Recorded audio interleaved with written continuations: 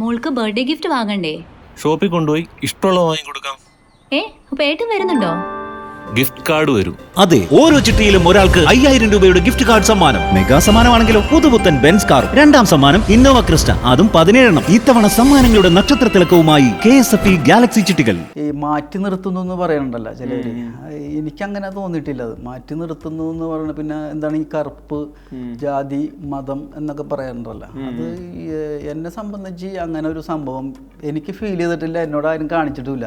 ആദ്യം നമ്മുടെ റിഹേഴ്സൽ കഴിഞ്ഞപ്പോൾ പറഞ്ഞ് കുഴപ്പമില്ല, ഓട്ടം കറക്റ്റാണ്, ഇനി ചെയ്യേണ്ടത് പോകുമ്പോൾ മുളക് തട്ടിയിടണം, മുറം തട്ടിയിടണം. അവിടെ പോയി കഴിഞ്ഞിട്ട് അങ്ങനെയാണെങ്കിൽ ഒരു കാര്യം ചെയ്യാം, അങ്ങനെ അതിലേക്ക് അല്ല കൊടുവങ്ങൾ തട്ട്. എൻ്റെ വീട്ടിൽ എൻ്റെ അച്ഛൻ മമ്മൂക്കയുടെ ഭയങ്കര ഫാനാണ്. അപ്പോൾ അച്ഛൻ ഈ 2 അടിച്ച് വരുന്ന സമയത്ത് അച്ഛനെ ഞങ്ങൾ മൂപ്പിക്കാൻ വേണ്ടിയിട്ട് നല്ല പടം ഇറങ്ങിയിട്ടുണ്ട്, അടിപൊളി എന്ന് പറയുമ്പോൾ അച്ഛൻ അവിടെ നിന്ന് എനിക്കും മോനെ മമ്മൂട്ടി എന്ന് പറഞ്ഞാൽ ഇന്ത്യയിലാണ്, പിന്നെ എന്ത് ഇന്ത്യയില, എവിടെ ഇന്ത്യയിൽ, ഹിന്ദിയിലൊന്നും ഇല്ല. അപ്പം അച്ഛൻ ഭയങ്കര ദേഷ്യം കയറും. ഇങ്ങനെ ലണ്ടനിലൊക്കെ ഞാൻ ഒറ്റയ്ക്ക് പോയിട്ടുണ്ട്, 5 സ്റ്റാർ തട്ടുകട എന്ന് പറഞ്ഞിട്ട് അത് ഉദ്ഘാടനം ചെയ്യാനായിട്ട്. എന്നെ വിളിച്ച് ഞാനങ്ങ് പോയി. വന്നു കഴിഞ്ഞപ്പോഴാണ് ഞാൻ എവിടെയാണ് പോയത്. അതേ ഒറ്റക്കാണേ, നേരെ പോവുകയാണ്. മലയാളം വേറെ ഒന്നും സംസാരിക്കില്ല. മമ്മൂക്ക എന്നോട് പറഞ്ഞ് ഞങ്ങൾക്കൊക്കെ നിന്നെ ഭയങ്കര ഇഷ്ടമാണ്, നീ തന്നെ അഭിനയിക്കണം. പക്ഷെ ജോഷിയുടെ കാര്യം ഞങ്ങൾക്കറിയില്ല. ലെൻസിൽ നമ്മൾ ഹൈ ആയിട്ട് ചെയ്യേണ്ടതും ഡയലോഗ് ഡൗൺ ആയിട്ട്, പക്ഷെ അങ്ങനത്തെ ഒരു സംഭവം ഇതുവരെ എനിക്ക് കിട്ടിയിട്ടില്ല. ഞാനെല്ലാവരും മറ്റേ റീറ്റെയിൽ പോലെ ഷോപ്പ് ഉണ്ടാവൂലേ, അവിടെ ചേട്ടാ നമുക്കൊരു കടയുണ്ട്, അപ്പോൾ അത് ക്രിസ്തുമസിന് മാത്രമാണ്, അല്ലെങ്കിൽ ഇങ്ങനെ എന്താ റംസാന് മാത്രമേ ഉള്ളൂ. അപ്പോൾ അത് ഉദ്ഘാടനം ചെയ്യണ്ട ചേട്ടൻ ഇങ്ങനെയൊക്കെ ഒരു ഫോട്ടോ മതി എന്ന് പറയും. ഒന്നും പറയാം അടിയിൽ ഞങ്ങൾ ഒന്നും പറയാനില്ല എന്ന് പറയും. അപ്പോൾ അതിനെത്രയാണ്? അപ്പം നമുക്ക് ഫോട്ടോ കൊടുത്തിട്ട് പൈസ വാങ്ങിക്കാൻ പറ്റും. ഞാൻ പറഞ്ഞു അത് എനിക്കത് ചേട്ടാ ഒന്നും പറയാം, പൈസ കുറവാണ്, 50,000 രൂപ നോക്കാം. ഫോട്ടോ 25,000 രൂപക്കാണ് ഞാൻ ഉദ്ഘാടനം ചെയ്യാൻ പോണത്. ഫോട്ടോയ്ക്ക് 50,000. അത്രക്ക് ഹൈപ്പായി പോയത്.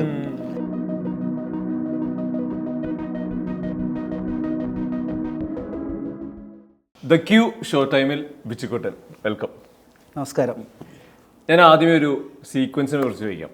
ഈ ചോട്ടാ മുംബൈയില് പോലീസ് വരുമ്പോൾ ഈ ഓട്ടം ഭയങ്കര രസമാണല്ലോ, കുറച്ചധികം നേരം ഓടുന്നുണ്ട്. എൻ്റെ ചോദ്യം ഇരിക്കുന്നത് ഈ ഓട്ടത്തിന് ഡബ് ചെയ്യുന്നത്, ഇതിൽ ഈ പാത്രം തട്ടിയിടുന്നുണ്ട്, മുളക് തട്ടിയിടുന്നുണ്ട്, അയ്യോ അമ്മ എന്നുള്ള വിളിയുണ്ട്, ഓടി വന്ന് പോലീസ് ജീപ്പിൽ കയറുന്നുണ്ട്, ഞാൻ ഇങ്ങോട്ട് വരാൻ വേണ്ടിയിട്ടാ സാറേ ഓടിയെന്ന് പറയുന്നവരെയുള്ളൊരു പോർഷൻ. അതിൻ്റെ ഒരു ഡബിങ് ശരിക്കും എങ്ങനെയായിരുന്നു? അത് ആ ഷോട്ട് എന്നോട് നേരത്തെ പറഞ്ഞിരുന്നത്, നിന്നെ പോലീസുകാർ പിടിക്കാൻ വരുമ്പോൾ നീ ഓടി ജീപ്പിൽ കയറുന്നു എന്ന് മാത്രമേ ഉള്ളൂ, നീ ഓടി ജീപ്പിൽ കയറിയിട്ട് പോവാ സാറേ എന്ന് ചോദിക്കണത്. അപ്പോൾ ആ ഒരു സസ്പെൻസ് വേണം, കാരണം ഓടുന്നത് അത്രേ ഉള്ളതിനകത്ത്. അപ്പം ഞാൻ കരുതിയതെന്ന് വെച്ചാൽ നമ്മുടെ മനസ്സിൽ ഒരു വിഷ്വലുണ്ടല്ലോ, അപ്പം നമ്മൾ കരുതിയത് അവരൊക്കെ തട്ടി മാറ്റിയിട്ട് ചാടി കയറുന്നു എന്നാണ്.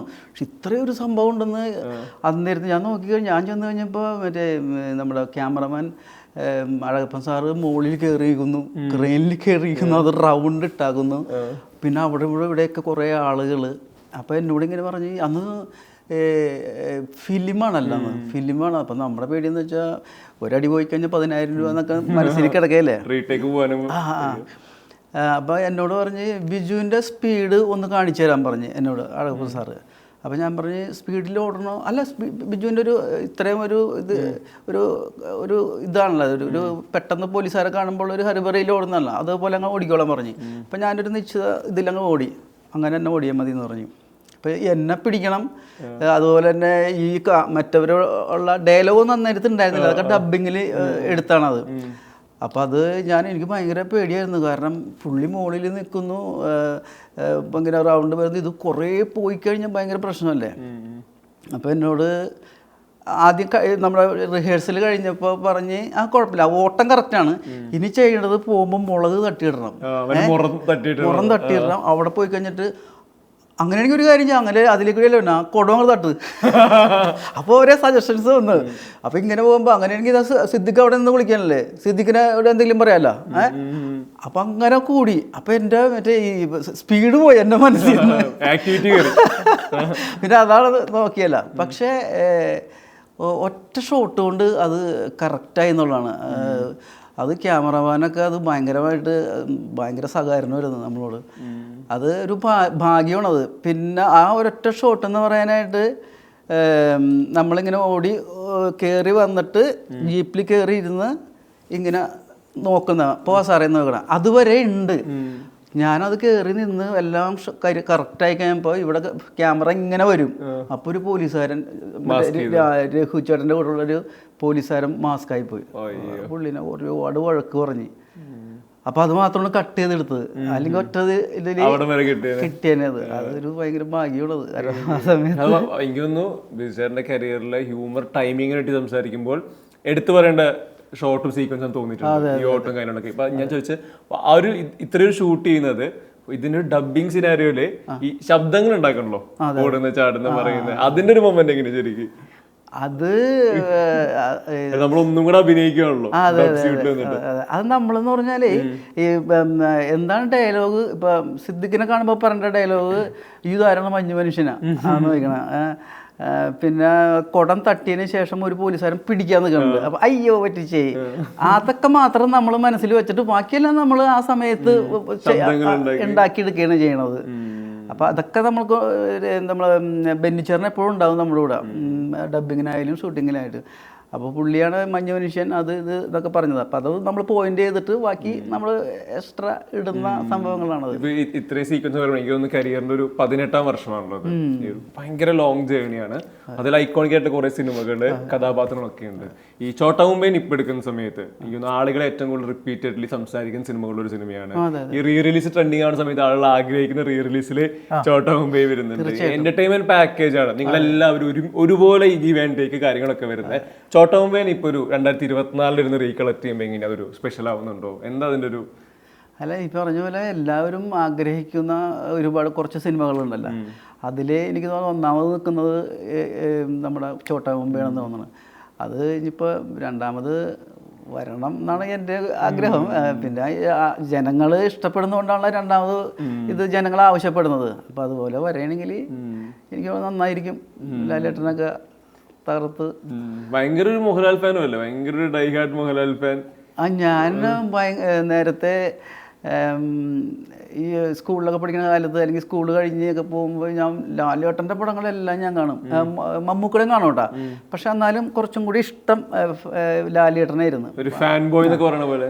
എൻ്റെ വീട്ടിൽ എൻ്റെ അച്ഛൻ മമ്മൂക്കയുടെ ഭയങ്കര ഫാനാണ്. അപ്പോൾ അച്ഛൻ ഈ രണ്ടെണ്ണമൊക്കെ അടിച്ച് വരുന്ന സമയത്ത് അച്ഛനെ ഞങ്ങളെ മൂപ്പിക്കാൻ വേണ്ടിയിട്ട് നല്ല പടം ഇറങ്ങിയിട്ടുണ്ടാ അടിപൊളി എന്ന് പറയുമ്പോൾ അച്ഛൻ അവിടെ എനിക്കും മോനെ മമ്മൂട്ടി എന്ന് പറഞ്ഞാൽ ഇന്ത്യയിലാണ്. പിന്നെ എന്ത് ഇന്ത്യയിലാണ്? എവിടെ ഇന്ത്യയിൽ? ഹിന്ദിയിലൊന്നും ഇല്ല. അപ്പം അച്ഛൻ ഭയങ്കര ദേഷ്യം കയറും ഇങ്ങനെ. അപ്പോൾ അച്ഛനെ ഇറിറ്റേറ്റ് ചെയ്യാൻ വേണ്ടി നമ്മളിങ്ങനെ വെറുതെ പറഞ്ഞുകൊണ്ടിരിക്കും കേട്ടോ, മോഹൻലാലിനെ കുറിച്ച് ഇങ്ങനെ പറഞ്ഞുകൊണ്ടിരിക്കും. അപ്പോൾ അത് ഇങ്ങനെ കുറച്ച് ഇങ്ങനെ ഇടയ്ക്കിടയ്ക്ക് അങ്ങനെ ഉണ്ട് അങ്ങനെ. അപ്പോൾ നല്ല പടമൊക്കെ വരുമ്പോൾ അതൊന്ന് പോയി കാണണ്ടാ, മമ്മൂട്ടിയുടെ പടം ഇറങ്ങിയിട്ടുണ്ട്, നീ ഒന്ന് പോയി കാണും കേട്ടാ. അപ്പം ഞാൻ പറയും ഡാൻസ് കളിക്കില്ല മമ്മൂക്ക. ആര് പറഞ്ഞ്? അത് കളിക്കും. ഇപ്പോഴത്തെ സിനിമയിൽ ഡാൻസ് വേണ്ടാണ്ടാണ് എന്നൊക്കെ പറഞ്ഞിട്ട് പുള്ളി മമ്മൂക്കിനെ സപ്പോർട്ട് ചെയ്ത് സംസാരിക്കും. അപ്പോൾ ഈ പോത്തം രാവ ഷൂട്ടിങ് തുടങ്ങി എല്ലാ ദിവസവും ഞാൻ വീട്ടിൽ നിന്ന് പോയി റിലീസ് ആകുമ്പോൾ തന്നെ ദുബായിലായിരുന്നു. ഇപ്പോൾ ദുബായിൽ നിന്ന് അപ്പോൾ എന്നോട് ഞാൻ പറഞ്ഞു നമുക്ക് ഞാൻ വന്നതിന് ശേഷം നമുക്ക് എല്ലാവരും കൂടി പോയി സിനിമ കാണാമെന്ന് പറഞ്ഞു. അപ്പോൾ ഞാൻ വന്ന് നമ്മൾ മുഗൾ തിയേറ്റർ ഉണ്ട് കൊടുങ്ങല്ലൂർ. അച്ഛനും അമ്മയും വൈഫ് മക്കൾ അനിയന്മാരുടെ വൈഫ് എല്ലാവരും പോയി തിയേറ്ററിൽ നിന്ന് സിനിമ കൊണ്ട് നിറച്ച ആളുകളൊക്കെ ഉണ്ട്. എന്നിട്ട് തിരിച്ച് വന്നിട്ട് വീട്ടിൽ വന്നപ്പോൾ അച്ഛൻ ചോദിച്ചു, മമ്മൂക്കയാണോ മോഹൻലാലാണോ നല്ലത്? ഞങ്ങളുടെ മമ്മൂക്ക എൻ്റെ മമ്മൂക്ക നീ രക്ഷപ്പെട്ടത്. സത്യം പറഞ്ഞാലേ എനിക്ക് സങ്കടം വന്നു കേട്ടത് കേട്ടപ്പോ. അച്ഛനെ ലൈഫിന്റെ പാർട്ടാണല്ലോ മമ്മൂട്ടി എന്ന് പറയുന്നത്. അതെ അതെ അതെ. ഇപ്പം എങ്ങനെയുണ്ടാ എന്ന് ചോദിച്ചിട്ടുണ്ട്. ഞാൻ പറഞ്ഞ അച്ഛ തമാശ പറഞ്ഞല്ലേ അത്. ഇല്ലില്ല, നീ തമാശ ഒന്നും പറഞ്ഞല്ല, നമ്മളെ മമ്മൂട്ടി വേണ്ടി വന്നില്ലടാ നിന്റെ സിനിമയിൽ എടുക്കാൻ. അത് അച്ഛൻ ശരിക്കും ഇപ്പൊ ഒരു ബിജുചേട്ടൻ്റെ ഒരു സ്ക്രീനിലെ പെർഫോമൻസ് ഒക്കെ കണ്ടുകണ്ടേ, ഇപ്പൊ പോത്തമാവട്ടെ ചോട്ടമാവട്ടെ മറ്റേ സിനിമകൾ, അച്ഛൻ്റെ ഒരു ഫസ്റ്റ് റെസ്പോൺസ് എന്തായിരിക്കും? അച്ഛൻ്റെ അമ്മയുടെ ഒക്കെ ഇതിൻ്റെ കണ്ടു കഴിഞ്ഞിട്ടുള്ള അച്ഛനൊക്കെ കാരണം നമ്മുടെ ഫാമിലിയിൽ നിന്ന് തന്നെ അങ്ങനെ ഒരു കലാപരമായിട്ടുള്ളൊരു സംഭവങ്ങളൊന്നുമില്ല. അപ്പം അച്ഛന് ഭയങ്കര ഇഷ്ടമായിരുന്നു ഇങ്ങനെ പോണതൊക്കെ. അച്ഛൻ നേരത്തെ ഞങ്ങൾ മിമിക്രി അവതരിപ്പിക്കുന്ന സമയത്ത് അച്ഛൻ ഈ കാണാൻ വരും. കാണാൻ വന്നു കഴിഞ്ഞിട്ട് അപ്പോൾ ഓഡിയൻസിൻ്റെ ഇടയിൽ നിന്നിട്ട് അപ്പം ഞാനാണ് ഇത്തിരി സെൻട്രലൈസ് നിന്ന് കളിക്കുന്ന ആൾ ഞാനാണ്. മാട്ടപ്പരിപാടി, ചെറിയ പരിപാടി. അപ്പം അച്ഛൻ ചോദിക്കും ഈ ആളുകളോട്, ആ കറുത്ത പയ്യൻ കൊള്ളാം അല്ലേ, അവനടിപൊളിയാ.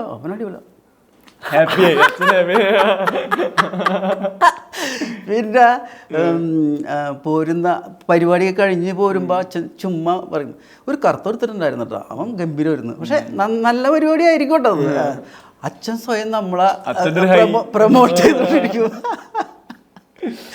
അങ്ങനെ അച്ഛൻ ഭയങ്കര സപ്പോർട്ടായിരുന്നു. പിന്നെ ഇങ്ങനെ സിനിമയിലൊക്കെ പെട്ടെന്ന് ഇങ്ങനെ വന്നപ്പോഴും പുള്ളിക്ക് ഭയങ്കര സന്തോഷമായി. കാരണം അതും തന്നെയല്ല, മമ്മൂക്കടോടല്ലേ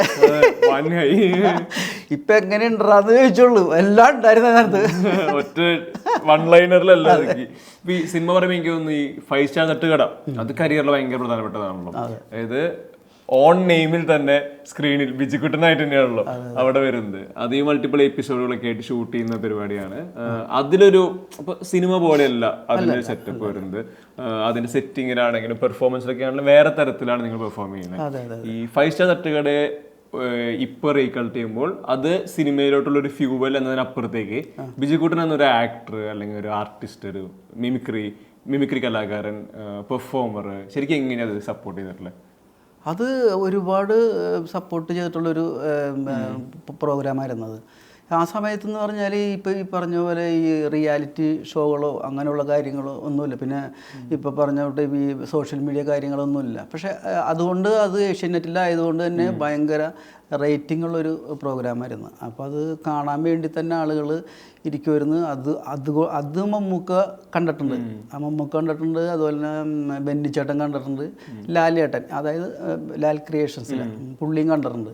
അപ്പം അതുവഴിയാണ് നമുക്ക് സിനിമയിലോട്ട് വിളിക്കണത്. അപ്പോൾ അത് തന്നെയാണ് നമ്മുടെ ഏറ്റവും വലിയ, എനിക്ക് തോന്നുന്നത് സിനിമയിൽ അഭിനയിക്കുന്നതിന് മുമ്പ് തന്നെ ഈ 5 സ്റ്റാർ തട്ടുകടയിൽ വെച്ച് തന്നെ ഞാൻ ഒരുപാട് ഇനാഗുറേഷനും അതുപോലെ തന്നെ എന്താണ് പറയുക ഒരു എന്താ ചെറിയൊരു സ്റ്റാർ പോലെയൊക്കെ ആയിരുന്നു നമ്മളെ കാണാനും. നമ്മൾ ലണ്ടനിലൊക്കെ ഞാൻ ഒറ്റയ്ക്ക് പോയിട്ടുണ്ട് 5 സ്റ്റാർ തട്ടുകട എന്ന് പറഞ്ഞിട്ട് അത് ഉദ്ഘാടനം ചെയ്യാനായിട്ട്. എന്നെ വിളിച്ച് ഞാനങ്ങ് പോയി. വന്നു കഴിഞ്ഞപ്പോഴാണ് ഞാൻ എവിടെയാണ് പോയത്, അതേ ഒറ്റക്കാണേ, നേരെ പോവാണ്. മലയാളം വേറെ ഒന്നും സംസാരിക്കില്ല. എവിടെയൊക്കെ ഇംഗ്ലീഷൊക്കെ പറഞ്ഞു തന്നിട്ട് ഞാൻ അവിടെയൊക്കെ എവിടെ എന്തൊക്കെ പറഞ്ഞ അവർക്കും തോന്നി വിട്ടാക്ക. ഞാൻ ധൈര്യമായിട്ട് പോയി അവിടെ പോയി അതൊക്കെ ഉദ്ഘാടനം ചെയ്ത് നമുക്ക് കിട്ടിയൊരു ഓപ്പർച്യൂണിറ്റി അല്ല, അത് കളയാൻ പറ്റൂല, പേടിയാണെന്ന് പറഞ്ഞിട്ട്. അപ്പോൾ ഈ സിനിമക്ക് മുമ്പേ തന്നെ നമുക്ക് അങ്ങനെ ഒരു ഒരു എന്താണ് ഒരു വാല്യൂ കിട്ടിയത് നമുക്ക് 5 സ്റ്റാർ തട്ടുകട എന്നാണ്. അപ്പോൾ അതൊരു എല്ലാവരും സിനിമാക്കാരൊക്കെ കാണുന്നത് അതാണ്. അതിക്ക് മുമ്പേ ഞങ്ങൾ ചാനലിൽ പരിപാടിയൊക്കെ നടത്തിയിട്ടുണ്ട്, പക്ഷെ അന്ന് വലിയ റേറ്റിംഗ് ഇല്ലാത്തതാണ്. ഈ നടന്മാരൊക്കെ നമ്മളോട് സംസാരിച്ചു തുടങ്ങിയത് ടിനിനെയാണ് എല്ലാവരും വിളിക്കുന്നത്. അപ്പോൾ ടിനിനെ എന്നെ അന്വേഷിക്കും. അപ്പോൾ പലരും ഞാൻ ഷൂട്ട് സ്ഥലത്ത് ചെല്ലട്ടെ, ഞാൻ അവനെ പരിചയപ്പെടുത്താമെന്ന് പറയും. അപ്പോൾ പല ആളുകളും എന്നോട് സംസാരിച്ചിട്ടുണ്ട് അങ്ങനെ. അപ്പോൾ നമുക്ക് ഭയങ്കര അത്ഭുതമാണ്. കാരണം നടന്മാരൊക്കെ നമ്മളോട് നന്നായിട്ടുണ്ട് കേട്ടോ, നന്നായി പെർഫോം ചെയ്യുന്നുണ്ട്, കഴിഞ്ഞ ആഴ്ചത്തെ നമുക്ക് ഇഷ്ടപ്പെട്ടു എന്നൊക്കെ പറഞ്ഞ്. പക്ഷെ മമ്മൂക്കത് കണ്ടിട്ടുണ്ടാവുമെന്ന് ഞാൻ പ്രതീക്ഷയില്ല ഒരിക്കലും. മമ്മൂക്കത് കണ്ടിട്ടാണ് ബെന്നിച്ചേട്ടനും ജോഷ് സാറിന് മാത്രമേ എന്നെ അറിയാതെ ഉണ്ടായിരുന്നുള്ളൂ. ലൊക്കേഷനിൽ വരുന്നവരെ ആരാണെന്ന് അറിയില്ല. അപ്പോൾ ഇവരും 3 പേരും പറഞ്ഞ്, ബെന്നിച്ചേട്ടനും ഇവരൊക്കെ ആൻ്റെ ജോസഫേട്ടനൊക്കെ പറഞ്ഞ്. അപ്പോൾ എന്നെ കണ്ടിട്ടില്ല പുള്ളി. അപ്പോൾ എന്നോട് മമ്മൂക്ക എന്നോട് പറഞ്ഞ്, ഞങ്ങൾക്കൊക്കെ നിന്നെ ഭയങ്കര ഇഷ്ടമാണ്, നീ തന്നെ അഭിനയിക്കണം, പക്ഷെ ജോഷിയുടെ കാര്യം ഞങ്ങൾക്കറിയില്ല. അപ്പോൾ അത് കഴിഞ്ഞപ്പോൾ ഒരു ദിവസം എൻ്റെ ചേട്ടൻ വിളിച്ചു പറഞ്ഞ്, ജോഷി സാറ് നിന്നൊന്ന് കാണണമെന്ന് പറഞ്ഞ്. അപ്പം ഞാൻ ബൈക്ക് എടുത്തിട്ട് എന്നെ ഒരു കൺട്രോളർ ജോഷി സാറിൻ്റെ വീട്ടിൽ കൊണ്ടുപോയി. വീടിൻ്റെ അടുത്തെത്തിയപ്പോഴും ഒരു കാറ് അങ്ങോട്ട് പോയി, ജോഷി സാറിൻ്റെ കാർ അങ്ങോട്ട് പോയി. അപ്പം ഞാൻ കണ്ട് പുള്ളിനാ ജോഷി സാറാണെന്ന് എനിക്കറിയാം. ഞാൻ പറഞ്ഞു ജോഷി സാർ പോയല്ല. അപ്പോൾ പുള്ളി പറഞ്ഞു, ഒരു കാര്യം ചെയ്യാം, നമുക്ക് ഇവിടെ നിൽക്കാം, ചിലപ്പോൾ വരുമായിരിക്കും. ഇപ്പം മതിലിൻ്റെ അപ്പുറത്തെ റോഡിൽ അങ്ങ് നിൽക്കുകയാണ്. അപ്പോഴേക്കും ചേച്ചി സാറിൻ്റെ വൈഫ്, എനിക്കൊന്ന് ക്യാമറ ഉണ്ടെന്നാണ്. കണ്ടിട്ട് വാ അങ്ങോട്ട് കയറി ഇരിക്കാൻ പറഞ്ഞു എന്നോട്. അവൻ നമ്മൾ ഞെട്ടിപ്പോയി, ഇതെന്താണ്. അപ്പോൾ കയറി ഇരുന്ന് സാറ് ഇപ്പോൾ വരും കേട്ടോ. സാറ് ഒരു 5 മിനിറ്റ്, കറക്റ്റ് 5 മിനിറ്റ് കഴിഞ്ഞപ്പോൾ സാറ് കയറി ഇങ്ങനെ വന്നപ്പോഴേക്കും ഇവിടെ ഹൃദയമൊക്കെ ഇടിച്ചു തുടങ്ങി അവിടെ. ഞാൻ എഴുന്നേറ്റ് നിന്ന്. അപ്പം മറ്റേ പുള്ളി എന്നെ പറഞ്ഞ്, സാറേ ഇതാണ് ബിജുക്കുട്ടൻ. ആ ഓക്കെ ഓക്കെ എന്ന് പറഞ്ഞ് പുള്ളി പോയി. കാരണം എൻ്റെ മനസ്സിൽ ഷൂട്ടിങ്ങിൻ്റെ നിന്ന് കളിക്കണ പരിപാടി പേടിയൊന്നുമല്ല. ഈ ഫ്രെയിമിലൊക്കെ ഈ 2 പേര് നിൽക്കുമ്പോൾ ഇപ്പം സലീം കുമാർ, അശോകൻ ചേട്ടൻ എന്നൊക്കെ പറയുമ്പോൾ ഏകദേശം ഉണ്ട്. പക്ഷെ ഞാനെന്ന് പറയുമ്പോൾ മമ്മൂക്ക് അത്രയും പൊക്കോ, എനിക്ക് എൻ്റെ മനസ്സിൽ അതൊക്കെയാണ്. പുള്ളി ഇങ്ങനെ നോക്കുകയും ചെയ്തത്. ഞാൻ കരുതി പടി വാളിയെന്ന് കരുതി. 2 ദിവസം കഴിഞ്ഞപ്പോൾ ആൻ്റെ ചേട്ടൻ വിളിച്ച് പറഞ്ഞ്, എടാ ഇതെന്നെ ഇഷ്ടപ്പെട്ടിട്ടുണ്ട് കേട്ടോ. അങ്ങനെ പുള്ളി ആ നോട്ടത്തിൽ വേറെ ഒന്നും പറഞ്ഞില്ല. ശരി പൊയ്ക്കോന്ന് പറഞ്ഞോട്. ഈ സിനിമ ഫ്രെയിം ഒക്കെ പറഞ്ഞപ്പോഴേ നമ്മളിപ്പോൾ ലൈവ് ഹ്യൂമർ ചെയ്യുന്നത് ഒരു സ്റ്റേജിലായിരിക്കാം, അല്ലെങ്കിൽ ഇപ്പോൾ ഈ പറഞ്ഞ 5 സ്റ്റാർ ഹോട്ടൽ ആണെങ്കിലും അതിനൊരു അതിൻ്റെ ഒരു 80% ഒരു മിഡ് വൈഡ് ഷോട്ടിലാണല്ലോ. നിങ്ങൾക്ക് അവിടെ സ്പേസ് ഉണ്ട് പെർഫോം ചെയ്യാനായിട്ട്. സിനിമയിൽ വരുമ്പോൾ ലെൻസ് പറഞ്ഞതനുസരിച്ച് ക്ലോസ് വരുന്നുണ്ട്, വൈഡ്, മിഡ്, ക്ലോസ്, ഇത് മാറി മാറി വരുന്നുണ്ട്. നിങ്ങൾ എത്ര പെർഫോം ചെയ്യണം, എത്ര തുറന്ന് അഭിനയിക്കണം, എത്ര കൺട്രോൾ ചെയ്ത് അഭിനയിക്കണം, എത്ര ലൗഡ് ആവാതിരിക്കാം, ഇതിനൊക്കെയുള്ള സ്പേസ് ഓരോ ലെൻസ് അനുസരിച്ചിട്ടാണ്. അത് ശരിക്കും ഒരു ആക്ടറായിട്ട് തുടങ്ങിയ സമയത്ത് നിന്ന് ഇപ്പോഴത്തേക്ക് ഇത്രയും കാലമാകുമ്പോഴത്തേക്കും അതിലൊരു പ്രാക്ടീസ് എല്ലാം കിട്ടുന്നുണ്ട്. ആദ്യം ഇത് പെർഫോം ചെയ്യുന്ന സമയത്ത് ഇപ്പോൾ ഒരു 85 ലെൻസ് കിട്ടുന്നു പറയുമ്പോൾ എത്ര പെർഫോം ചെയ്യുന്നത് അത്ര ഡൗട്ട്ഫുൾ ആയിരുന്നു. അങ്ങനത്തെ ഒരു ചിന്തകൾ, ആകുലതകൾ ഒക്കെ ഉണ്ടായിരുന്നു, ആശങ്കകൾ? എനിക്കങ്ങനെ ഈ ലെൻസിനെ കുറിച്ചൊന്നും അങ്ങനെ ഒന്നും എനിക്ക് അങ്ങനെ പ്രശ്നമൊന്നും ഉണ്ടായില്ല. മമ്മൂട്ടിയുടെ കൂടെ ഇനിയിപ്പോൾ ഈ ഒരു സീൻ ഞാൻ എങ്ങനെ ചെയ്യും, ഈ ലെൻസിൽ എങ്ങനെയായിരിക്കും നമ്മളെ ഫേസ്, അങ്ങനെയൊന്നും എനിക്ക് ഉണ്ടായിരുന്നില്ല. പിന്നെ അങ്ങനൊരു എന്താ പറയണത്, അപ്പോൾ ഇപ്പോൾ ഈ ലെൻസിൽ നമ്മൾ ഹൈ ആയിട്ട് ചെയ്യേണ്ടതും ഡയലോഗ് ഡൗൺ ആയിട്ട്, പക്ഷെ അങ്ങനത്തെ ഒരു സംഭവം ഇതുവരെ എനിക്ക് കിട്ടിയിട്ടില്ല. ഞാനെല്ലാവരും അങ്ങനെ പറയുന്ന സംഭവമാണ് കിട്ടിയാണ്. അപ്പോൾ നമുക്ക് പറയുന്ന കൗണ്ടർ ഇപ്പോൾ ക്ലോസിൽ വെച്ചാലും നമ്മൾ ആ രീതിയിലേ പറയുള്ളൂ. സെൻറ്റിമെൻറ്റ്സ് കാര്യങ്ങളൊക്കെ വരുമ്പോൾ നമുക്ക് ഇമോഷണൽ ആയിട്ട് പറയാനൊക്കെ പറ്റുള്ളൂ. അപ്പം എന്നോട് ലാലേട്ടൻ, ലാൽ ക്രിയേഷൻസിൽ ലാലേട്ടൻ പറഞ്ഞ് ഷൂട്ടിങ് തുടങ്ങണേക്ക് മുമ്പ് പറഞ്ഞ്, നീ ടിന്നിനെ എങ്ങനെ കാണുന്നു നമ്മുടെ 5 സ്റ്റാർ തട്ടുകടയിൽ, ടിനി നിൻ്റെ മുതലാളി, അത് തന്നെയാണ് ഇവിടെ ചെയ്യേണ്ടത്. എന്ന് വെച്ചാൽ മമ്മൂക്ക നിൻ്റെ മുതലാളി, നീ മമ്മൂക്കയുടെ കൂടെ നടക്കുന്ന ആൾ, അതേ ടോൺ തന്നെ നീ പിടിച്ചോളാൻ പറഞ്ഞ്. അങ്ങനെയാണ് നമ്മൾ മറ്റേ മുതലാളി എന്നുള്ള സംഭവത്തിൽ പിടിച്ചത്. പിന്നെ എല്ലാം അങ്ങനെ തന്നെയാണ്. ചോട്ടമ്പേക്കും അത് തന്നെയാണ് വന്നത്. പിന്നെ വരുന്നതൊക്കെ ആ ചേട്ടാ മറ്റേ ടോൺ വന്നില്ല ചേട്ടാ, ആൾക്കാർ കേൾവിക്ക് പരിചിതമായി. അയ്യോ ചേട്ടാ അത് മറ്റേത് അതുപോലെ വന്നില്ല. പിന്നെ നമ്മൾ അതിൻ്റെ കൂടെ അത് മതി. അങ്ങനെയും ചോദിക്കാനുള്ളത് ഇപ്പോൾ ഒരുപാട് തവണ റിപ്പീറ്റ് ആവുന്നുണ്ടല്ലോ ശരിക്കും. അതായത് ശബ്ദം, പെർഫോമൻസ്, കിട്ടുന്ന ക്യാരക്ടേഴ്സ്, പിന്നെ അതൊരു ഒരു പോയിന്റ് സർവൈവലാണ്. നമുക്ക് സിനിമകൾ വേണം ജേർണിയില്. ഇത് ബാക്ക് ടു ബാക്ക് റിപ്പീറ്റ് ആയി കഴിയുമ്പോൾ ഇതിലെവിടെയെങ്കിലും ഒരു ബിജുക്കുട്ടൻ എന്ന ആക്ടർക്ക് ഒരു ക്വസ്റ്റ്യൻ മാർക്ക് വരുന്നുണ്ടോ? ഞാൻ ഇനി എന്താ പുതിയത് ചെയ്യണ്ടേ? അങ്ങനത്തെ ഒരു പ്രശ്നം ഉണ്ടായിരുന്നു എപ്പോഴും? ഉണ്ടായിട്ടുണ്ട്. എനിക്ക് തോന്നുന്നത് ഒരു 2 വർഷത്തിനൊക്കെ മുമ്പ്, ഇപ്പോൾ കൊറോണ കഴിഞ്ഞിട്ട് ഒട്ടുമില്ലെന്ന് പറയാം. കൊറോണക്ക് മുമ്പ് എനിക്ക് തോന്നുന്നു 2013-12 ഞാൻ വീട്ടിൽ വെറുതെ ഇരിക്കുകയായിരുന്നു. അപ്പോൾ പറഞ്ഞ പോലെ നമ്മൾ ഇപ്പോൾ ഈ മാറ്റി നിർത്തുന്നു എന്ന് പറയുന്നുണ്ടല്ലോ ചിലർ. എനിക്കങ്ങനെ തോന്നിയിട്ടില്ല. അത് മാറ്റി നിർത്തുന്നു എന്ന് പറയുന്നത് പിന്നെ എന്താണ് ഈ കറുപ്പ്, ജാതി, മതം എന്നൊക്കെ പറയാറുണ്ടല്ലോ. അത് എന്നെ സംബന്ധിച്ച് അങ്ങനെ ഒരു സംഭവം എനിക്ക് ഫീൽ ചെയ്തിട്ടില്ല, എന്നോട് ആരും കാണിച്ചിട്ടുമില്ല. ഇപ്പം ഇവിടെ വന്ന് പറയുന്ന ആളുകൾക്ക് അനുഭവം ഉണ്ടാവട്ടെ, ഞാൻ അവരെ കുറ്റപ്പെടുത്തുന്നതല്ല, എനിക്കങ്ങനെ ഉണ്ടായിട്ടില്ല.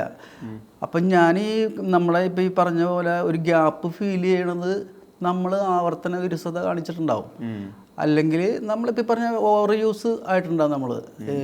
അപ്പം അത് നമ്മളെ തന്നെ ഒരു നെഗറ്റീവാണത്. അത് നമ്മളങ്ങനെ ചിന്തിക്കണം. അല്ലാതെ കുറച്ച് പടം കുറഞ്ഞ് കഴിയുമ്പോൾ ഞാൻ കറുത്താണ് ഇന്ന ജാതിയാണെന്ന് പറഞ്ഞ് മാറ്റി വെച്ചിട്ട് കാര്യമില്ല. കാരണം എനിക്ക് അങ്ങനെ പറഞ്ഞു കഴിഞ്ഞാൽ മമ്മൂക്ക തുടങ്ങി ലാലേട്ടൻ എല്ലാവരെയും അധിക്ഷേപിക്കുന്ന പോലെ പോകുന്നത്. കാരണം ഇപ്പോൾ 18 വർഷമായിട്ട് നമ്മൾ സിനിമയിൽ നിൽക്കുകയല്ലേ. ഇപ്പം സിനിമ കുറവാണെന്നല്ലേ ഉള്ളൂ. ആ സമയത്ത് നമ്മളെ ഇഷ്ടപ്പെടാണ്ടിരിക്കുക ഒന്നുമല്ല. കാരണം ഞാൻ ഇപ്പോൾ ജീവിക്കുന്നത് ശരിക്കും പറഞ്ഞാൽ സ്വർഗത്തിലാണ്. അപ്പോൾ നമ്മളങ്ങനെ ഒരിക്കലും പറഞ്ഞു അങ്ങനെയൊന്നും എന്നോട് ആരും പെരുമാറിയിട്ടുമില്ല. അങ്ങനെ ഒരു ജാതി അല്ലെങ്കിൽ കറുത്ത അങ്ങനെ ഞാൻ പറയണത് എൻ്റെ ഈ ഓവർ യൂസ് അല്ലെങ്കിൽ നമ്മൾ പഴയത് തന്നെയാണ് നമ്മൾ ചെയ്തുകൊണ്ടിരിക്കുന്നത്. അതുകൊണ്ടാണ് നമുക്ക് മാറ്റി ചെയ്യാനായിട്ട് കിട്ടിയിട്ടില്ല ഒന്നും. അതുകൊണ്ടാണ് നമുക്ക് ചെയ്യാൻ പറ്റാത്തത്. നമ്മൾ അത് കിട്ടിക്കഴിഞ്ഞാൽ ഞാൻ അടിച്ചു പൊളിക്കുമെന്നല്ല പറയണത്. ഇതുവരെ കിട്ടിയിട്ടില്ല. ഇത് കിട്ടിക്കിട്ടിരിക്കുന്നത് ഇതാണ്. ഇപ്പം നേരത്തെ പറഞ്ഞു വിട്ട് നമുക്ക് വലിയ ബാങ്ക് ബാലൻസോ അച്ഛൻ വലിയ ജോലിക്കാരൊന്നുമല്ല. നമുക്ക് എന്താണ് ഈ പോകാനായിട്ട് അപ്പോൾ അങ്ങനെ സർവൈവ് ചെയ്ത് പോകാനേ പറ്റുള്ളൂ നമുക്ക്. ഏത് വന്നാലും എന്ത് വന്നാലും അതേ ഉള്ളൂ എന്ന് പറഞ്ഞാലും നമുക്ക് ചെയ്യണം അത്. ഇനിയിപ്പോൾ ഏതെങ്കിലും നല്ല എന്തെങ്കിലും വരുമ്പോൾ നമ്മൾ ചെയ്യും. കാത്തിരിക്കാന്ന് മാത്രമേ ഉള്ളൂ. അല്ലാതെ അത്രേ ഉള്ളൂ. നമ്മൾ അതിന് ഒരാളെ കുറ്റം പറഞ്ഞിട്ടോ അല്ലെങ്കിൽ ഒരു ഇൻഡസ്ട്രീനെ കുറ്റം പറഞ്ഞിട്ടോ ഒന്നും കാര്യമൊന്നുമില്ല. ആരെങ്കിലുമൊക്കെ പറഞ്ഞിട്ടുണ്ടെങ്കിൽ അവർക്ക് അനുഭവം ഉണ്ടാവും കേട്ടോ. പക്ഷെ എനിക്കങ്ങനെ അനുഭവം മിമിക്രിയൊന്നും ഉണ്ടായിട്ടില്ല. അപ്പോൾ ടിനിയൊക്കെ ആയാലും നമ്മളെ ബൂസ്റ്റ് ചെയ്യാനാണ് നോക്കിയിട്ടുള്ളവർ. ഒരിക്കലും കുറേ കൗണ്ടറൊക്കെ പറഞ്ഞാലും ടിനിയൊക്കെ അത് നീ പറഞ്ഞാൽ മതി, നീ പറഞ്ഞാലേ കേൾക്കുള്ളൂ. അന്നേരത്ത് നമ്മുടെ ഒരു മാറ്റി നിർത്തലൊന്നുമില്ല. അവർ നമ്മുടെ സക്സസ്സിന് അതെ അതെ അതെ അതെ. അതുകൊണ്ട് നമുക്ക് അങ്ങനെ പറയാനൊന്നും പറ്റൂല. ഇങ്ങനെ ഇപ്പൊ ഒരു ആക്ടർ ഇങ്ങനെ പറയുന്നത് ഭയങ്കര പ്രധാനപ്പെട്ടതാണ്. കാരണം ഞാൻ ഓവർ യൂസ്ഡ് ആയി എന്നുള്ള ധാരണ അത് കിട്ടാന്നുള്ളത് പ്രധാനപ്പെട്ടതാണ്. അല്ല അത് ഞാനത് നമ്മളാരും കുറ്റപ്പെടുത്തിയിട്ട് കാര്യമില്ല. ഞാൻ ചോട്ടാ മുമ്പേ പോത്തൻ ബാബു കഴിഞ്ഞപ്പോൾ നമുക്കൊരു ഒരുപാട് ഇൻ്റർവ്യൂസ് വരുമല്ലോ. അപ്പം അന്നേ നമുക്ക് സോഷ്യൽ മീഡിയ ഇല്ല, വലിയ ചാനലിൽ. അപ്പം ഞാൻ അന്നേ പറഞ്ഞിട്ടുണ്ട് ഇത് സിനിമ എന്ന് പറയുന്ന ഭാഗ്യമാണ്. ആ ഭാഗ്യമാണ് എനിക്ക് കിട്ടിയാണത്. എന്നിലും കഴിവുള്ള ഒരുപാട് മിമിക്രി കലാകാരന്മാർ അഭിനയിക്കാനും അതുപോലെ മിമിക്രി ചെയ്യാൻ കഴിവുള്ള ഒരുപാട് പുറകിലിപ്പുണ്ട്. ഇതിപ്പോൾ എനിക്ക് കിട്ടിയൊരു ഭാഗ്യമാണ്. അവരൊക്കെ വരുമ്പോൾ നമ്മളൊന്ന് മാറിക്കൊടുക്കേണ്ടി വരും. നമ്മൾ മാറിക്കൊടുക്കേണ്ടി വരും. അന്ന് ഞാൻ പറഞ്ഞിട്ടുണ്ട് ഏതെങ്കിലും ഇതെടുത്ത് നോക്കിയാൽ അറിയാം. പക്ഷെ അന്ന് അത് നമ്മുടെ മനസ്സിലുള്ളത് കൊണ്ട് നമുക്ക് ടെൻഷനില്ല. അതുകൊണ്ടാണ് ഇപ്പോൾ ഇത് ഇങ്ങനെ പറയാൻ പറ്റുന്നത്. പിന്നെ തീർച്ചയായിട്ടും നമ്മൾ ചെയ്യണത് അല്ല നമ്മൾക്ക് തന്നെ അറിയാമല്ലോ. അയ്യോ ഞാൻ ഇത് ചെയ്ത് കഴിഞ്ഞാൽ അപ്പോൾ അത് നമ്മളുടെ ഒരു കാര്യം നമ്മുടെ നെഗറ്റീവ് നമ്മൾ തന്നെ അറിയുക. അതാണ് അത്രേ ഉള്ളൂ. ഈ അല്ല ഇതൊക്കെ പറയുമ്പോഴേ എനിക്ക് തോന്നി ലൈവ് ഹ്യൂമർ ചെയ്യുന്നത് സിനിമയിൽ പെർഫോം ചെയ്യുന്നത് ഇതിലൊക്കെ വ്യത്യാസമുണ്ട്. അവിടെ നിന്ന് ഒരു റിയാലിറ്റി ഷോയുടെ ജഡ്ജായിരിക്കുന്നത് അവിടെ ലൈവായിട്ട് ഓൺ സ്റ്റേജ് ഹ്യൂമർ ആണല്ലോ കാണുന്നത്. എനിക്ക് തോന്നുന്നു ആ പ്രോസസ്സിൽ അതിനെ ജഡ്ജ് ചെയ്യാൻ പറ്റാന്നുള്ളത് വന്ന വഴിയാണ്. ഇതിന്റെ പെർഫോമൻസ് മീറ്റർ അറിയാം. ഇതിൽ ചിരിക്കണോ ചിരിക്കണ്ടേ എത്ര മാർക്ക് കൊടുക്കണോ ഒരു ജഡ്ജായിട്ട് ഇരിക്കുന്ന ഒരു മൊമെന്റ് ശരിക്കും എങ്ങനെയാ? അത് പലപ്പോഴും നമുക്കത് ഭയങ്കര നമ്മുടെ ജഡ്ജ്മെൻറ്റ് പറയാനായിട്ട് നമുക്ക് ഭയങ്കര വിഷമം ഉണ്ടാകും. കാരണം അവിടെ വന്നിരിക്കുന്ന ആളുകൾ നേരത്തെ ഞാൻ പറഞ്ഞ പോലെ നമ്മുടെ പിന്നിലേക്ക് കുറേ ആളുകളുണ്ട് കഴിവുള്ളവർ. അവർ സിനിമയിലേക്ക് എത്തി വരുമെന്ന് ഞാൻ നേരത്തെ പറഞ്ഞില്ലേ. അങ്ങനെയുള്ള കലാകാരന്മാരാണ് അവിടെ വന്നത്. പക്ഷേ അവർ അന്നത്തെ ആ ഒരു സ്കിറ്റിൽ മാത്രമേ ഒന്ന് ഡൗൺ ആയിട്ടുള്ളൂ.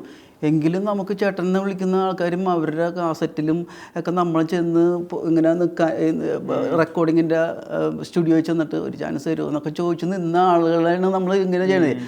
അപ്പം ഞാനത് പരമാവധി ചേട്ടനോട് എനിക്കത് പറയണതിൽ വിഷമമുണ്ട്. അങ്ങനെ പറഞ്ഞിട്ടാണ് തുടങ്ങുന്നത്. അപ്പോൾ കാര്യം മനസ്സിലാവുമായിരിക്കും. കാരണം നിങ്ങളൊക്കെ വലിയ കലാകാരന്മാരാണ്. അങ്ങനത്തെ കുറച്ച് വലിയ സീനിയോറിറ്റി ഉള്ള ആളുകൾ വരുമ്പോൾ ജഡ്ജ്മെൻറ്റ് ചെയ്യാനൊക്കെ ഇത്തിരി വിഷമമാണ് എനിക്ക്. എന്നെ സംബന്ധിച്ച് അങ്ങനെയാണ്. ചിലപ്പോൾ ചിലരൊക്കെ വെട്ടിത്തുറന്ന് പറയും. വെട്ടിത്തുറന്ന് പറയണം, എങ്കിലും നമുക്കൊരു വിഷമമാണ് അത്. അത് തന്നെ എനിക്ക് തോന്നുന്നു ഭയങ്കര ട്രെൻഡിങ് ആയതാണ് ഈ ഒന്നും പറയാനില്ല എന്ന് പറയുന്നത്. അതിപ്പോ വാട്സാപ്പ് സ്റ്റിക്കറായിട്ട് മീമുകളില് ട്രോളുകളിലൊക്കെ ഭയങ്കര വൈറലായതാണ്. എനിക്ക് അതിന്റെ ഒരു ജേണി എങ്ങനെയാ കാണുന്നത്? ഇപ്പൊ ആദ്യം പറയുന്നതും പിന്നീട് അതിങ്ങനെ റീച്ചായി പോകുന്നതും അത് ശരിക്കും പറഞ്ഞാൽ അവിടെ വന്നിരുന്നാൽ ഒന്നും പറയാൻ പറ്റുള്ളൂ. ഇത് നമ്മളിത് കണ്ടുപിടിച്ച പേടൊന്നുമില്ല. ഇത് നമ്മൾ എല്ലാവരും പറയുന്ന ഒരു കാര്യമാണ്. പക്ഷേ നല്ലത് വരുമ്പോൾ ഞാൻ ലാസ്റ്റോ അല്ലെങ്കിൽ ആദ്യമോ അങ്ങനെ പറയാറുണ്ട്. പക്ഷെ അതങ്ങനെയോ അത് പിന്നെ പറയാതിരിക്കാൻ പറ്റാത്ത ഇതായിപ്പോയി. കാരണം അവിടെ നിൽക്കുന്ന കണ്ടസ്റ്റൻ്റ് പറയും ബീച്ചറിനെ കൊണ്ട് അതൊന്ന് പറയിപ്പിക്കൂ. അങ്ങനെ അപ്പോൾ വിജയുടെ അതൊന്നും പറയണത് മോനെ ഒന്നും പറയാനില്ല. അത് ഭയങ്കര ഹിറ്റായിരുന്നു. നമ്മളിപ്പോൾ സാധാരണ ഉദ്ഘാടനത്തിനൊക്കെ പോകുമ്പോൾ നമ്മളിപ്പോൾ കാസർഗോഡാണെങ്കിൽ ഇവിടുന്ന് കാറിന് പോയി അവിടെ ചെന്ന് ഒരു ദിവസം മുമ്പ് നാളെയാണെങ്കിൽ ഇന്ന് വൈകിട്ട് പോയി അവിടെ ചെന്ന് കാലത്ത് തന്നെ എഴുന്നേറ്റ് അത് അവിടെ ചെന്ന് കുറച്ച് സംസാരം, പിന്നെ റിബൺ കട്ട് ചെയ്യണം, പിന്നെ തിരിച്ചു പോകണം. ഇത് ഈ ഒരു ഡയലോഗ് ഹിറ്റായപ്പോൾ പിന്നെ നമുക്ക് ചെല്ലേണ്ട കാര്യമില്ല. എന്ന് വെച്ചാൽ ഒരു എന്താണ് ക്രിസ്തുമസ് അതുപോലെ തന്നെ ആടി മാസം എന്നൊക്കെ പറഞ്ഞല്ലേ, അതിനൊക്കെ ഈ മറ്റേ റീറ്റെയിൽ പോലെ ഷോപ്പ് ഉണ്ടാവുമല്ലേ, അവിടെ ചേട്ടാ നമുക്കൊരു കടയുണ്ട്, അപ്പോൾ അത് ക്രിസ്തുമസിന് മാത്രമാണ്, അല്ലെങ്കിൽ ഇങ്ങനെ എന്താ റംസാന് മാത്രമേ ഉള്ളൂ. അപ്പോൾ അത് ഉദ്ഘാടനം ചെയ്യണ്ട ചേട്ടൻ ഇങ്ങനെയൊക്കെ ഒരു ഫോട്ടോ മതി എന്ന് പറഞ്ഞു. ഒന്നും പറയാം അടിയിൽ ഞങ്ങൾ ഒന്നും പറയാനില്ല എന്ന് പറയും. അപ്പോൾ അതിനെത്രയാണ്? അപ്പം നമുക്ക് ഫോട്ടോ കൊടുത്തിട്ട് പൈസ വാങ്ങിക്കാൻ പറ്റും. ഞാൻ പറഞ്ഞു അത് എനിക്കത് ചേട്ടാ ഒന്നും പറയാം, പൈസ കുറവാണ്, 50,000 രൂപ നോക്കാം. ഫോട്ടോ 25,000 രൂപക്കാണ് ഞാൻ ഉദ്ഘാടനം ചെയ്യാൻ പോണത്. ഫോട്ടോയ്ക്ക് 50,000 അത്രക്ക് ഹൈപ്പായി പോയത്. ഒരു ദിവസം നമ്മൾ മഞ്ജു വാര്യർ വന്നിരിപ്പുണ്ടായിരുന്നു ജഡ്ജി. അപ്പോൾ അന്ന് നല്ല കുറേ സാധനങ്ങൾ വന്നു. അപ്പം മഞ്ജുവിനോടാണ് ആദ്യം ചോദിച്ചത്, മോളെ ഞാൻ എന്താ പറയേണ്ടത്, ഒന്നും പറയാനില്ല. ഞാൻ പറഞ്ഞു ഹലോ അത് നമുക്ക് പറയാനുള്ളത്. അപ്പോൾ പറഞ്ഞു ഈ ചേട്ടൻ പറയണത് കറക്റ്റാണ്, ഇത് വന്നു കഴിഞ്ഞാൽ അങ്ങനെയാണ് മിക്കവാറും എല്ലാവരും അങ്ങനെ പറഞ്ഞു പോകണം വന്നു കഴിഞ്ഞാൽ. അത്രക്കും ഭയങ്കര ഷോ ആയിരുന്നു അത്. ഇപ്പോൾ ഈ സിനിമയിൽ അഭിനയിക്കുന്നു, ലൈവ് കോമഡി ചെയ്യുന്നു, ജഡ്ജായിരിക്കുന്നു. ഇന്ന് അതുപോലെ തന്നെ ആഡ് ഓൺ ചെയ്യാൻ പറ്റുന്നതാണ് കഴിഞ്ഞ കുറച്ച് നാളായിട്ടുള്ള ബിജുക്കുട്ടൻ എന്ന ആക്ടർ സോഷ്യൽ മീഡിയ ലൈവ് ആവുന്നത്. നിങ്ങളുടെ ഫാമിലി തന്നെ ലൈവ് ആണ്. അത് ഇപ്പൊ പറഞ്ഞ പോലെ സിനിമ ഒന്നും ഇല്ലല്ലോ, വീട്ടിലിരിക്കല്ലേ. അപ്പൊ നമ്മള് അതൊരു സന്തോഷമാണ്, ഭയങ്കര രസമാണ്. കാരണം നമ്മൾ നോക്കുമ്പോൾ നമ്മൾ അതുവരെ ബിജുക്കുട്ടൻ ഡാൻസ് ചെയ്യുന്ന കണ്ടിട്ടില്ല.